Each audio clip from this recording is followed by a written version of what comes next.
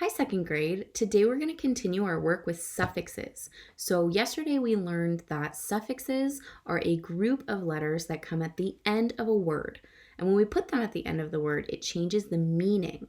So today we're learning about two new suffixes, and we're going to learn about what they do when we add them to a base word or an original word. So let's check it out.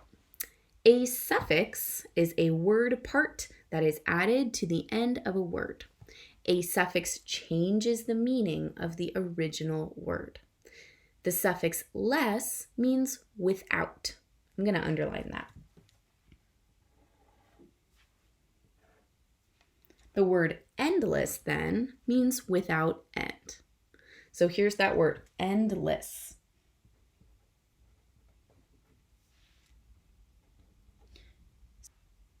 So we know that in endless, we have the base word of end and the suffix of less. So for example, we know that end can be the base word because it can stand by itself. This is the end, or that's the end of the road. But less is not a word, it's a suffix. So it just changes the meaning of end. When I think about like the end of the road or the end of the book, it means it's done. Like it's over, it's done, stops here. When I add less, it means without end because the suffix less means without. So it's endless means it goes on forever. The road is endless. It goes on forever. There is no end. So that's what happens when we add the word, the suffix less to a word. So let's check out some other ones. Write a word from the word bank that matches each meaning. So let's see. Without color. So I know that the base word is going to be color plus the suffix less. What does that give me?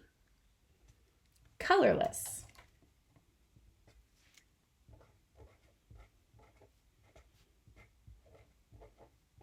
So colorless means without color. If I were to just have the word color, like, wow, look at all the color in the sky or in your painting. There's a lot of color. But when I add less, it almost means the opposite, actually. It means without it, without color. It's gray, it's dull, it's colorless in the sky today, which it kind of is. It's a little gray. So go ahead and try the rest of these ones, and then we're going to move on to a new suffix. When you're all done with page 174, we're going to try out a new suffix on page 175. So, just to remind us one more time, in case we forgot. A suffix is a word part that is added at the end of a word. A suffix changes the meaning of the original word. It's really important that we remember that our base word is very different once we add the suffix. So we have like one definition, color, and then we add the suffix, colorless, and it's a completely different definition. They're not the same.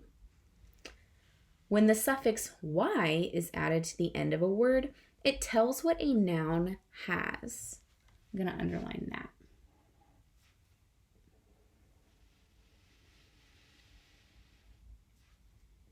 Tells what a noun has.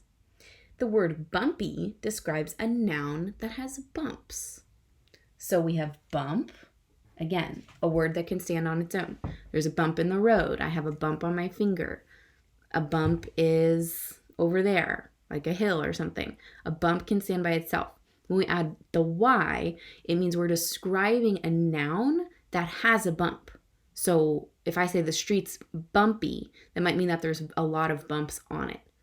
So it says, I rode my bike on the bumpy street. You couldn't just say, I rode my bike on the bump street. That doesn't make sense, right? We have to say bumpy because it's describing the street. So it's describing that noun. Street is the noun, and the street is bumpy or full of bumps. So it says the word bumpy tells that the street has bumps. Let's try these ones. Add the suffix y to the words to make new words. Write the new word on the line. So I'm just going to write these with the suffix. So fruit.